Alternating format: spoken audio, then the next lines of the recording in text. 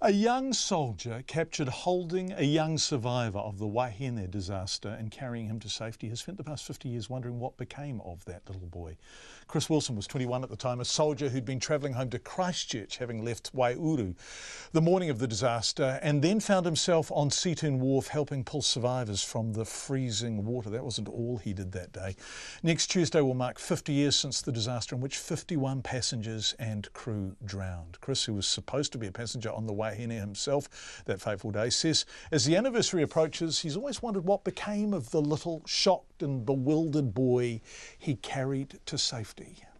At one stage, one of the lifeboats off the Wahine came ashore right by the wharf, and it was there that the photo that I was in was taken, and I was handed a little boy, and as we talked about, and I just walked him across to the bus that was waiting, and the buses were taking the survivors to, I believe, to the Wellington railway station where they were being processed, and I assume and hope that this little boy was reunited with his parents.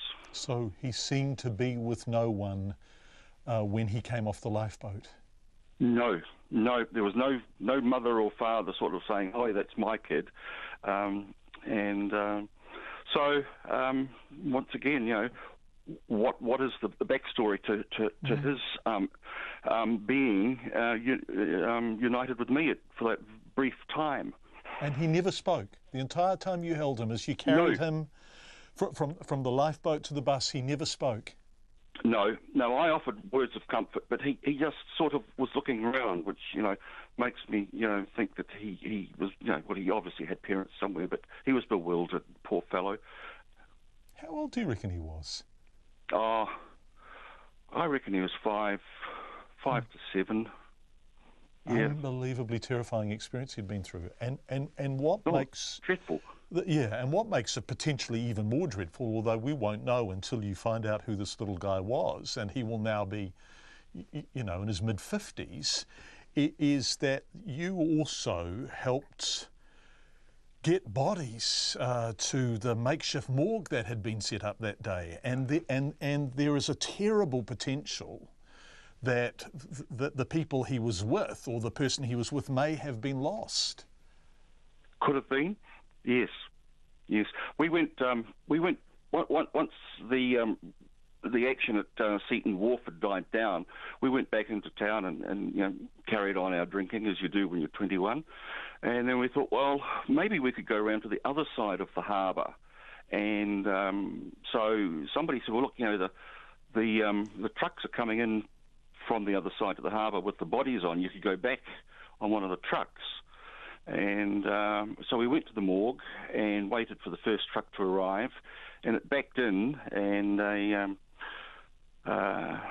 driver got out and lowered the tailgate, and there was a sight I never hope to see again, but it's people before me have said death isn't pretty, and these bodies were not laid out nicely.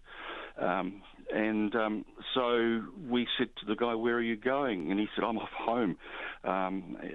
So we couldn't get a ride round to the other side. So there was a grizzled sergeant from the police was there with a young police cadet. And he said, "Well, would you guys help us?" And so the 6 of us untangled the bodies, rolled them to the end of the tailgate and put them on a gurney, and wheeled them into the morgue where the nurses and doctors were, and they basically just cut their clothes off around the chest area, certified them dead, and then they wheeled them into the morgue proper, which we didn't get involved in. So that was the first time I'd seen a dead body, and I got really upset when I saw one of the young stewards that had drowned, and a guy my own age, and that wasn't a very pleasant moment. That's something I think of many, many times. I can remember in my own mind. I can still remember one old lady and this young steward off the ship. Yeah, so it's a day to remember. Any more details about that little guy you remember? He wasn't by any chance in a school uniform, or he didn't have red hair or different coloured eyes, or any of those kind of striking details? None of that stuff? No, it was just just a little boy that